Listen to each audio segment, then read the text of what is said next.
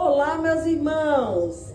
É com muita alegria que hoje estaremos iniciando mais uma matéria de teologia. Meus irmãos, vocês sabem que o nosso curso básico em teologia tem 20 matérias. Hoje estamos na matéria de número 17. Vamos aprender o método para o estudo da Bíblia. Meus irmãos, vocês sabiam que não é de qualquer jeito que você compreende a Bíblia? Que você consegue ler a Bíblia? Hoje você vai aprender uns pontos muito interessantes. Primeiro, julgaste nela a vida eterna. E são elas mesmas que testificam de mim. Está lá em João capítulo 5, versículo 39. Mais outra referência. Porque se de fato cresce em Moisés, também creria em mim, porquanto ele escreveu a meu respeito. João capítulo 5, versículo 46. Eu deixei essas três referências para podermos entender melhor que as escrituras, ela fala da pessoa de Jesus Cristo. Bom, mas como é que eu vou para um versículo bíblico? Primeiro, a gente vai encontrar algumas chaves. Vamos encontrar passos, chaves no estudo bíblico. Quais são eles? Primeiro, observação. Meus irmãos, não tem como você entender a Bíblia, você ler a Bíblia sem fazer essa observação. O que vejo, né? Primeiro, o que você vê, né? São perguntas que você precisa fazer. Essas perguntas que você precisa usar, elas precisam ser usadas na observação. Primeira dela, quem, o que, onde, quando, por quê, como. Então veja que essa palavra aqui, esse primeiro passo é chave para você compreender. A observação, quem, quando, onde, por quê, como, tudo isso são coisas que você precisa observar para poder você entender. Agora, ainda sobre a observação, precisamos entender, e aqui eu vou lhe dar dicas. Dicas para se tornar um bom observador. Veja só, dicas para você se tornar um bom observador. Primeiro, perguntas para se fazerem ao texto. Quando você lê a Bíblia, você precisa fazer pergunta para o texto. Segundo, estratégia para ler, né? Para ler melhor o texto. Você precisa de uma estratégia. Vai para a Bíblia já querendo algo para você, para amaciar seu ego, para confirmar algo que você quer. Essa não é a forma correta de ler a Bíblia. Porque a Bíblia, como ela é a palavra de Deus, você tem que ir aberto para receber o que ela tem para você. Você não pode ir para lá como se ela fosse uma caixinha mágica, que você vai balançar e sair o que você quer. Não, você tem que ir totalmente vazia para aceitar o que a palavra de Deus tem para a sua vida. Bom, mas vamos iniciar nossa aula aqui já com algumas perguntas. A primeira dela, o que é método para o estudo da Bíblia? Esse é o primeiro ponto. O segundo ponto, por que a Bíblia foi escrita? Você já parou para pensar o porquê que a Bíblia foi escrita? Você vai aprender hoje. Segundo, qual é o tema principal da Bíblia? Porque isso é a pergunta que todo mundo faz. Hoje você vai ter a resposta. E por último, a gente vai ver aqui qual é a linha mestra da Bíblia. Tudo isso você vai aprender hoje. Vamos falar alguns pontos aqui nos pactos para você entender. Mas eu já vou abrir essa aula respondendo para você com as perguntas e já respondendo. Bom, primeiro, qual é o tema central da Bíblia? Meus irmãos, o tema central da Bíblia é Jesus. O tema central da Bíblia Sagrada é Jesus. A Bíblia é cristocêntrica. Então, as escrituras falam da pessoa de Yeshua HaMashiach. Então, toda a escritura, ela vai falar de Jesus. Bom, vamos começar com o versículo bíblico. A seguir, Jesus lhe disse: são essas palavras que eu vos falei, estando ainda convosco. importava que se cumprisse tudo que está escrito e que de mim falava Moisés, a lei e os profetas. Você vai ver essa referência lá em Lucas capítulo 24, versículo 44.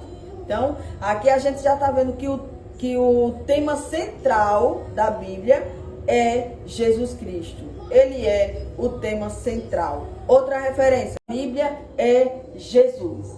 Agora vamos entender essa linha aqui, ó. Qual a linha mestra da Bíblia? Essa linha é o pacto. Primeiro, você vai entender que teve o pacto da graça, o pacto da redenção e o pacto das obras. Primeiro pacto, o pacto das obras. Esse pacto das obras foi a aliança de Deus, a aliança que Deus fez com o ser humano antes da queda, que está lá em Gênesis capítulo 2, versículo 15 e 17, 15 ao 17. Nesse pacto, Deus prometeu dar vida eterna a Adão e a toda a sua posteridade, sobre a condição de obediência, perfeita. Então, ele queria que Adão fosse obediente. Vejamos o que diz o texto. Tomou, pois, o Senhor Deus do homem e colocou no jardim do Éden para cultivar e guardar. E o Senhor Deus lhe deu esta ordem: de toda árvore do jardim comerás livremente, mas da árvore do conhecimento do bem e do mal, dela não comerás, porque no dia em que você comer, certamente morrerá. Gênesis capítulo 2, versículo 15 ao 17. Então, o primeiro pacto foi o pacto das obras, que aqui a gente vê que foi antes da queda. O segundo pacto, a gente vai ver o pacto da graça. O pacto da graça foi a aliança que Deus fez ao ser humano, depois da queda. Está lá em Gênesis 3,15, onde você conhece que da semente da mulher viria um que ia esmagar a cabeça da serpente. Nesse pacto, Deus oferece aos pecadores, a salvação, exigindo deles a fé no Salvador, que viria da semente da mulher. Então, vejamos o que diz o versículo. Porém, inimizade entre ti e a mulher, entre a tua descendência e o seu descendente. Este te ferirá a cabeça, e tu lhe ferirá o calcanhar. Gênesis capítulo 3, versículo 15. Ainda sobre outro pacto, estamos na linha mestra da Bíblia. Ainda sobre o terceiro pacto. O terceiro pacto é o pacto da redenção. No pacto da redenção, foi a aliança que Deus fez consigo mesmo, antes da fundação do mundo. Está lá em 1 de Pedro, capítulo 1, versículo 19 ao 20. Nesse pacto, o Deus Trino assume o compromisso com o plano da salvação e define os papéis de cada pessoa da Trindade neste plano. Vejamos o que diz. Mas pelo precioso sangue, como do Cordeiro sem defeito, sem mácula, o sangue de Cristo, conhecido com efeito antes da fundação do mundo, porém manifestado no fim dos tempos, por amor de vós. 1 de Pedro capítulo 1, versículo 19 ao 20. Esse aqui é o pacto da redenção. Louvado seja Deus. No pacto da redenção, a gente vê aqui, foi a aliança que Deus fez consigo mesmo, antes da fundação. E o que é muito claro aqui nesse pacto, é que Deus, ele faz essa aliança, esse pacto da salvação. E ele é fiel a ele mesmo. Aqui eu já abro para poder explicar algo interessante. Já louvamos, às vezes conversamos, dizendo Deus é fiel a mim. Ei, tem gente por aí dizendo que mesmo se pecar, se errar, Deus vai continuar sendo fiel a ele. Tá entendendo errado. Porque Deus, ele é fiel à palavra dele. Então ele aqui está deixando claro, ele fez esse pacto da redenção. E esse pacto da redenção foi a aliança que Deus fez consigo mesmo, antes da fundação do mundo. Porque você acha que se você fizer o que você quiser, andar do jeito que você quiser, Deus ele vai continuar te aceitando como você é, o que você faz? Não. Ele é fiel à palavra dele. O pacto que ele fez foi o pacto da salvação. Mas isso não quer dizer que você vai andar do jeito que você quer, fazendo o que você quer, independente do que você faça, Deus já te salvou. Não é assim. Porque a salvação, ela é condicional. Ele conquistou a salvação, ele garantiu a salvação na cruz do Calvário. Mas para você ter direito à salvação, você precisa mudar de vida. Então acaba com esse negócio de dizer que Deus é fiel a você. Porque Deus é fiel à palavra dele. E ele enviou seu filho. E aqui a gente vai ver o pacto da redenção, a aliança que Deus faz consigo mesmo antes da fundação do mundo, lá em 1 Pedro capítulo 1, versículo 19 ao 20. Nesse pacto, Deus Trino assume o compromisso com o plano da salvação e define os papéis de cada pessoa da Trindade neste plano. Aqui também eu quero deixar claro, meus irmãos, o nosso Deus é um só. Mas ele subsiste, ele é composto de 3 pessoas distintas. Pai, Filho e Espírito Santo. A mesma essência, é o mesmo Deus. Não tem 3 deuses, é o mesmo Deus composto de 3 pessoas distintas. Então aqui a gente entende, o Pai enviou o Filho e o Espírito Santo. O Filho se encarna e executa o plano, morrendo por nós. O Espírito Santo ressuscita o Filho, aplica em nós a obra da salvação. Tudo isso acontece com o nosso Deus trabalhando em tudo. Por quê? Porque Ele é o nosso Deus Todo-Poderoso. É o nosso Deus, essência, o nosso Deus composto de 3 pessoas distintas. Então aqui a gente vê o plano da salvação. Meus irmãos, primeiro para poder entender isso aqui, você precisa ir para a Bíblia com a sua mente livre. Você não pode ir para a Bíblia para poder estudar, dizer, eu vou fazer agora esse estudo para entender a Bíblia. Se você tem os seus questionamentos, se você quer que a Bíblia diga o que você pensa, o que você acha, você nunca vai conseguir ser um bom leitor da Bíblia. Por que eu estou falando isso? Porque estamos falando sobre os métodos para o estudo bíblico. E aqui quando a gente entende que o primeiro pacto é o pacto das obras, segundo pacto, o pacto da graça, terceiro pacto, o pacto da redenção, a gente entende que a pessoa de Jesus Cristo, ele paga um preço por mim e por você. Primeiro você vê que ele vem fazendo aliança com o homem, fazendo aliança, é um Deus que faz aliança com o homem, um Deus que se relaciona com o homem. Então para você ter direito a essa salvação, você precisa ter um relacionamento com Deus. Não tem como você achar que vai morar com Deus, vai viver com Deus de qualquer jeito. Porque o Deus verdadeiro, o Deus a qual eu sirvo, é o Deus que tem um relacionamento com o homem e que não desiste do homem. Mesmo depois da queda de Adão, percebe que não é Adão que vai procurar Deus. Mas Deus desce e diz, Adão, onde tu estás? Talvez você que está nesse momento assistindo essa aula, você seja um Adão que por algum momento pecou e se afastou do Senhor. O Senhor aparece para Adão e diz, Adão, onde tu estás? Veja só como esse Deus é amoroso, um Deus que quer um relacionamento. Deus, ele descia na virada do dia para conversar com Adão.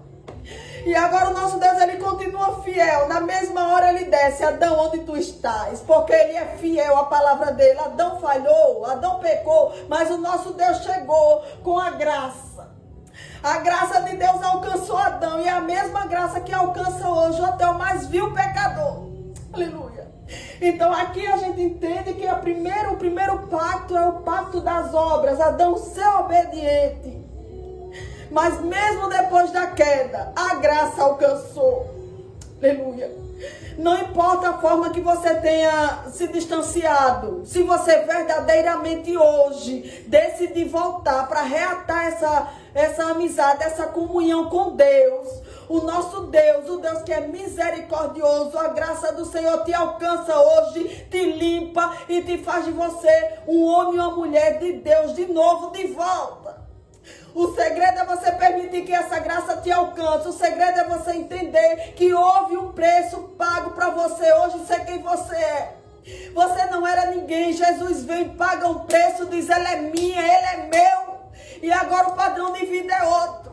Aceitou? Quer? Então você vai ter que fazer alguma coisa, porque a salvação ela é condicional.